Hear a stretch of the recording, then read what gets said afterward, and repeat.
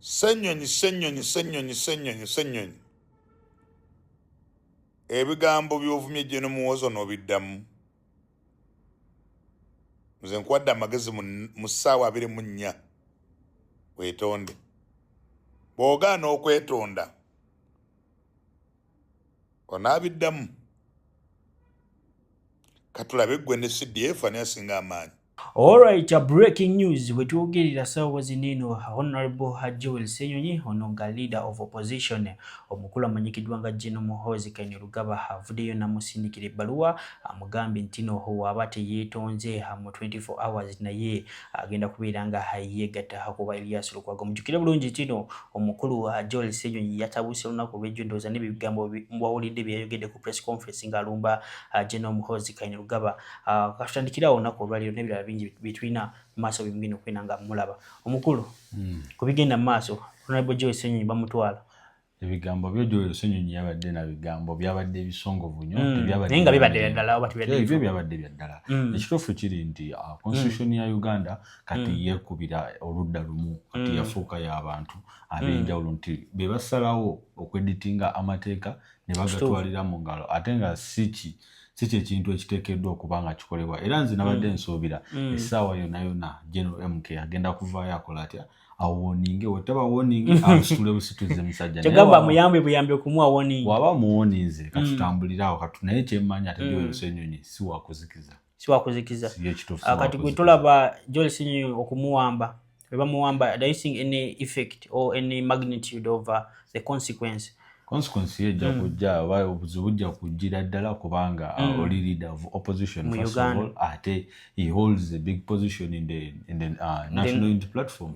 Therefore si ekintu kyogamba nti ojja kukola bwotyo ogende ngo kitegeeza in Uganda right now Honorable Joel Ssenyonyi His Excellency Robert Kyagulanyi Ssentamu he is the right person to condemn omukulu General Muhoozi Kainerugaba. Yeah, I don't want to say that he's not the right person, but any person omuntu wenaina alumirirwa abantu.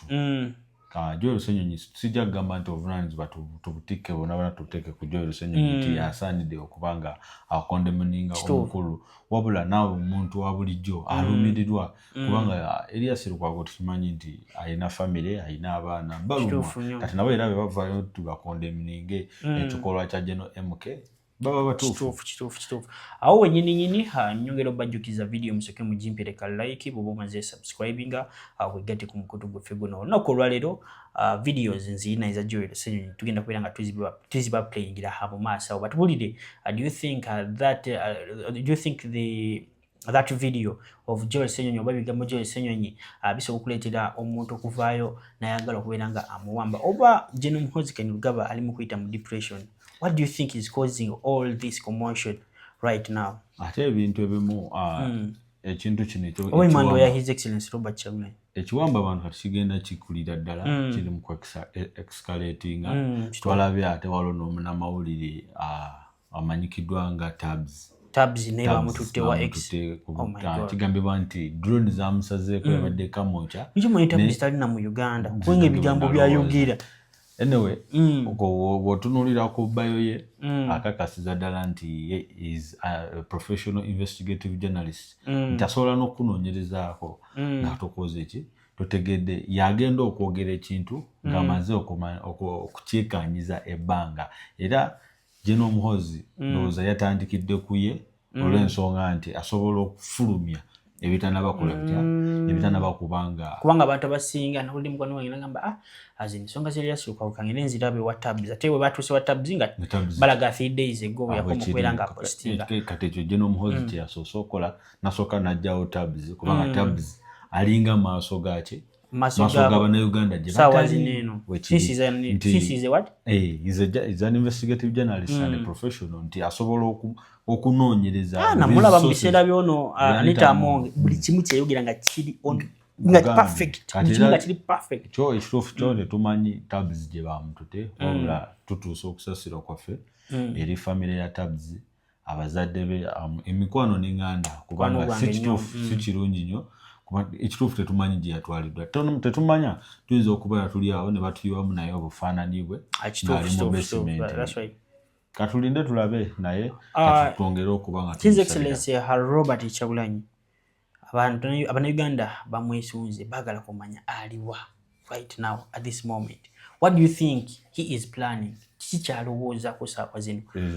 Nze kindowooza yange saawa eno kyendowooza ndowooza bannayuganda beetagayo kiyite motivational driver, omuntu asobola okubasindiikiriza kuba saawa eno His Excellency Robert Kyagulanyi absentia kikulagira ddala nti n'abantu bagenda ba withdrawing oba abantu babiviirako ddala. Waliwo video kenina kwa professor omu wa NRM naye oh my god yagambye ebyaddala opposition mujukire bulungi kino abasinga mu National Unity Platform ba foot soldiers bedala baganya okubeera nga balwanirira Erias Lukwago nga bagamba nti no bo babatuusako ebibi Erias Lukwago wamu n'abalala tebakola ki tebabayamba. Video mwasa wanjirina njagala mumuwulirize. Imagine wa NRM omu ku bachairman ab'amaanyi ne bachairman ab'amaanyi ne olaba avaayo no video musa najiraba esokolabe ebigambo ebigenda okubeera nga bitwala omukulu Joel Ssenyonyi mukomera oba mu basement y'omukulu General Muhoozi Kainerugaba. Simanyi babagenda muyiriza Onyanko kubanga alumanyi yalumanyi kati agenda ndoza ajja kuyiga Luswayiri kuba Erias Lukwago twogera aluka graduate mu Luswayiri yaluyize. Tugenda by the way tukomawo musoke mulabe. In this coward Muhoozi, put off our uniform, come down to the political arena. Because you're settling political scores using the office that you occupy. That's not right. If you want a political fight, resign from the army, start a political party, and then let's go down to the grassroots. That's how politics is done. Not you are annoyed with this political figure and so you decide to use the office you occupy as army commander to go after them, abduct them, torture them. That's what cowards do. Not generals. Real generals. They don't behave that way. It's cowards who do that. So stop being a coward. Because you're all over the place, you're looking for attention saying, Ugandans, how many of you love me? How many of you will vote for me as president? You resign. And then come to the political arena where we are. We all go and face the people and convince them. It's very cowardly of you to use the office that you occupy to try and settle political scores, to try and pursue an ambition. You're dying to be loved. How will people love you when you're killing them, when you're torturing them? So when he sees people who have love, he's jealous and envious. That's why I keep saying the thing he says about Honorable Kyagulanyi, about Dr. Kizza Besigye. We have an annual Kabaka birthday run. So when he sees the love that the Kabaka has, thousands of people showing up for his run, he also decided to start a birthday run for himself. If you want people to love you, do not force it. Do what's right. Get out of the army, come into the political arena. As should be. Judges are not safe either. The judicial arm. Because if court can issue summons, and then an officer of court, as lawyers, I'm a lawyer, lawyers, we are officers of court.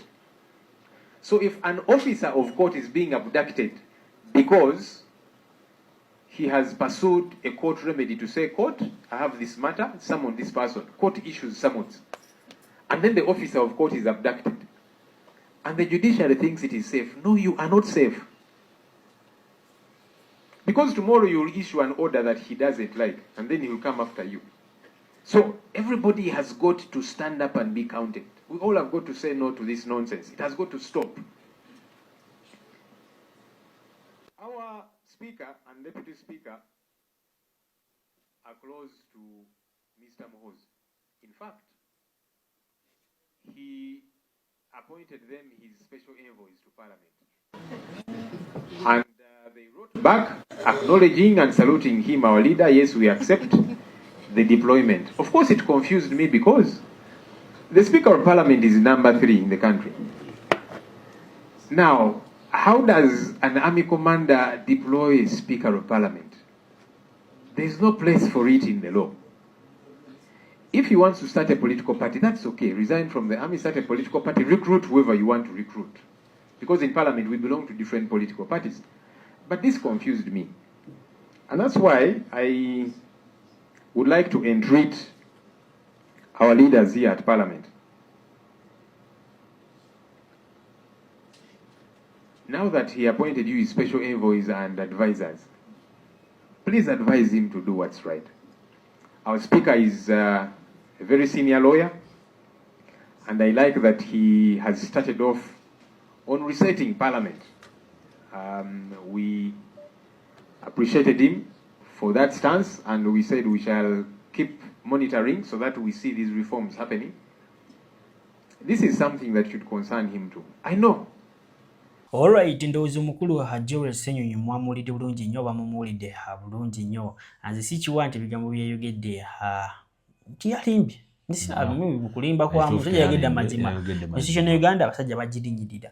Naye nga ebyo nga tubitadde ku mabbali, omukulu omu ku chairmans mu NRM oba mu manene ba leaders mu NRM yavuddeyo n'agamba kino kekana kaseera aba opposition barani okubeera nga bakola ki bakwatagana ne His Excellency Robert Kyagulanyi. Nalabye abamu ku oppositions waliwo eno babagiyita appeasant to something basindikidde SG osobola muyita Secretary General David Lewis Lwongoye wa National Unity Platform ebbaluwa nga baagala okukwatagana. Jukira bulungi, there has been a disunity between political parties, most especially the opposition political parties mu Uganda, nga bo tebagala kukolagana ne National Unity Platform nga bagamba bu NUP eyogera bino, NUP tebalina mpisa. Kati zawa zineno batanze kubeera nga balaba nti nga babawamba ate nga bannayuganda tebali mu kubeera nga babalwanirira. Kati nga balaba ataba NUP baba kuwamba bakola ki balagawo amaanyi, balagawo that form of unity. You get kati amusinga these political parties are trying to join National Unity Platform. Kati gwe kungeli gye mugwina ngo labamu ebintu. What do you think would be the best strategy for these political parties and National Unity Platform okubeera nga bakolagana bonna? Kwanga mujjuke bulungi kino bano basajja bagezi nje wanga ayagala kuyingira mu NUP aze kubba ebyama bamale basukule bamale bakole ki bagiveemu birango otubule byozo. Ekituufu kyo kiri nti ba politician ba Uganda ekigambo opposition bakikwata bubi. Ndowooza opposition bo balowooza nti opposition obw'ebyobufuzi byetololera wakati wa NUP ne NRM. Naye nga te opposition etwaliramu NUP etwaliramu PFF, Commonwealth Party, Peasant, abo bonna bwaki Katumba Wamala situantire magezi yakolawo eyawo ne bagana organizing. Naye nga opposition yandibadde comprising ebyo bibiina byonna wabula abantu ababikulira be bateekawo ezo differences ezitali nnungi okutwaliza wamu. Kakati mu mbeera ng'eno eyatuuseewo singa ogamba nti wabaddewo unity wakati wa political parties. I don't think that yes ukabande mutu did. Banga president of PFF. Era kyemanyi omanyi waliwo enjogera egamba mu Luzungu nti divided we fall, united we stand. Kati engeri gye bali divided yensonga lwaki kyangu okolotya okubalyawo era bajja kubalyawo mpaka naye wabula ndabyeko esigibwa National Unity Platform ng'aliko press conference ya PFF. Ndowooza batudde wansi ate waliwo bali eri bambunze kale kanga obo wetegereza sukwago fine. He has been wanting to involve himself into NUP bichi naye waliwo bali ba Ssemujju Nganda mbo His Excellency Robert Kyagulanyi kyasobola kukola we bali abo ab'emitima emibi nga eri yasirukwagazeni open heart dagala joining nga nejjukira ekibiina kitambulira ku policies kina amateeka. Waliwo we nalabeka akatambi nga omukulu Ssemujju yagambye mbo tebakkiriziganya na ideology ya His Excellency Robert Kyagulanyi. Why wouldn't you agree with him? Kyemanyi bandiko ideology ya His Excellency yagala Uganda where there is a new constitution nga president tulunda gwe twagala kati njagala kumanya si kye baagala sawa zine. Esawa no nange kyesitegeera wabula viewer waffe ndowooza tubulire abantu bano bandibadde ekituufu bakwataganira wamu mu ndowooza yange.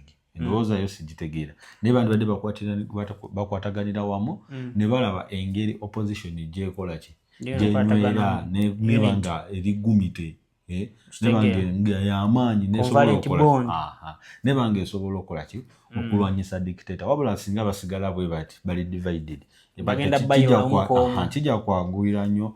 Nedda by the way oyinza okulowooza nti byakusaaga but even in the ancient days olowooza lwaki bakuleetinga nga zi clan okitegera buli we mwasikatalinga nga mati omu abeera mukono omu abeera nkambe kino obeera mukono omu nabeera Jinja omu nabeera Ekayunga oli nabeera Kachiri oli nabeera eriwa eri ku mwalo ku mazzi twagendayo keddaawo eri wansi ku mazzi ku mwalo mukono oba okitegedde ebuyukwe ntino if you stay in a scattered environment wabeerayo high chances of insecurity kino kati oba balumbi ono naye batagenda kujja kuyambe naye bali wala kati sawa zino political parties ziba kubanga zikolagana wamu tebandi zini batwalako kintu kimu ekyo kirabibwamu kyetwandiyise atom okitegera abasoma science bisobola mu kitegeera atom erina kyetwandiyise nucleus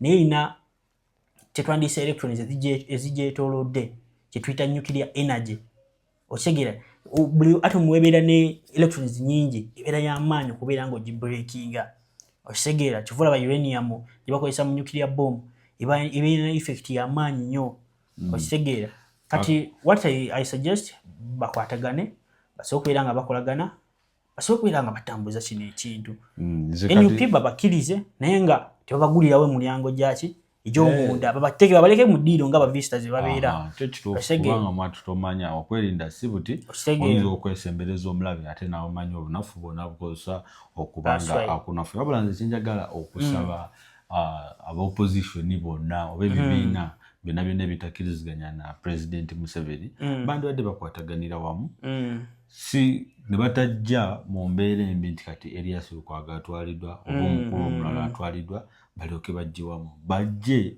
n'embirala nga kitegeera kati just take an example nti Erias Lukwago badde tebamunyize bandibadde basaayo meeting olowooza teyandibaddewo naye ate kati bandibadde bakikola more oftenly nti bajjanga ne batuula wansi ne baplaninga tugamba dictator avuddeko atya ekitegeera kale tetugenda kubeera nga tusukawo waneno omukulu inspector bana basajja ngenda bamaplayingira video y'omukulu chairman wa NRM agezaako okubeera nga aruutingira political parties eziri mu Uganda okwatagana musobole okubeera nga basobole okubeera nga bajjako dictator okitegeera batana bakubeera nga subscribing kajja mu personalize okateke them all Sheikh Ashraf numbers ziriawo simbi yayo 11 so mu inboxinga go inango leo ina business yongo yagala kulanga naffe numbers zaffe ziriawo simbi yayo 373 ku WhatsApp koka so fi inboxinga so kubeera nga tukola business so kulabe tumaitangeyo Bob Wine Robert Kyagulanyi we yabagambanga mwe bansereko Barukwago mwagamba Bob Wine ali mu filimu omanya abantu tebategeranga ekintu kyeboogera ngo Bob Wine ali mu filimu bajeregeranga mu General Muhoozi Kainerugaba kubanga bwogamba ngo Bob Wine ali mu filimu wali nababuuzanga ani muzanyi azanya yeka kitegezo tegeeza ne president gwavuganya ali mu filimu president Yoweri Kaguta Museveni oba otegeeza ne General Kainerugaba ali mu filimu kati Lukwago Sereko Segona Semujunganda Mpuuga Mukaku Bwanika Kasibante Michael Mabike Lulume Bayiga kati namwe mwegase mu filimu kubanga mbalaba muwunyemi wabu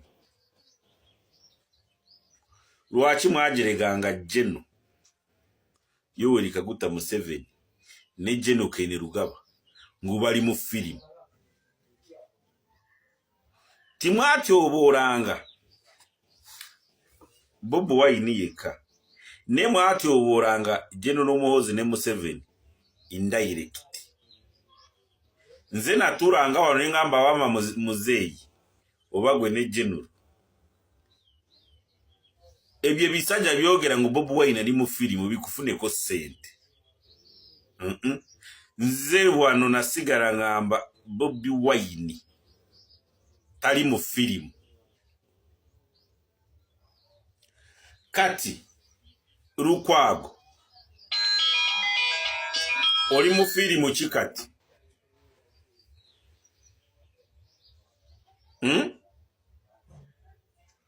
No retreat, no surrender, oba escape from Sobibo.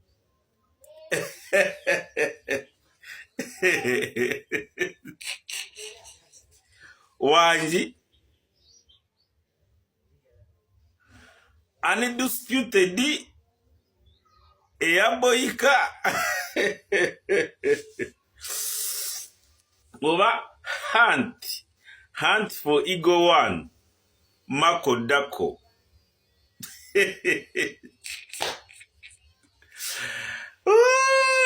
Kati wano tiwali firimu kati namwe mumbulire Nsereko nakola byoko yogera wekabya ukola ki Nsereko yagamba tuyingire kibuga nesigiri.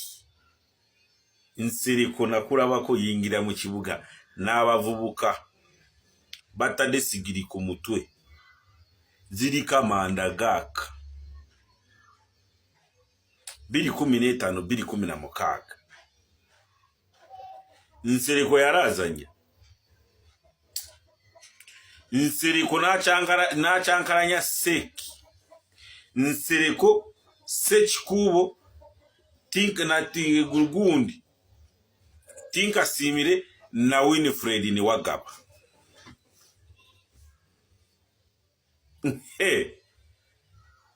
Sekikubo ne Nsereko kakiri kako tinka simire bwali wabeera bidenga baba goba no mu parliament Kadaga n'abazaayo n'abalemeza n'abafunira special seat there. No, what happened to you? Mwe president Museveni yayogera naga muddeyo ni mwetega ni mukola ki kati muli awo muli awo nedda kubanga General Muhoozi awandise n'agamba who is next. Weewo benjogeddeko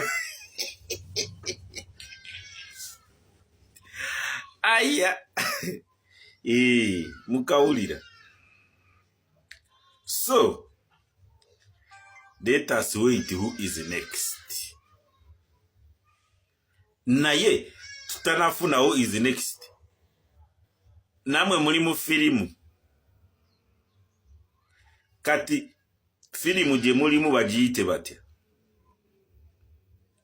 kati ora orutambi bwe ruzinguruse radio yagamba ngo orutambi rucyuse nzingurura kati Lukwago rwazinguruse enzingurura abadde roya wabesije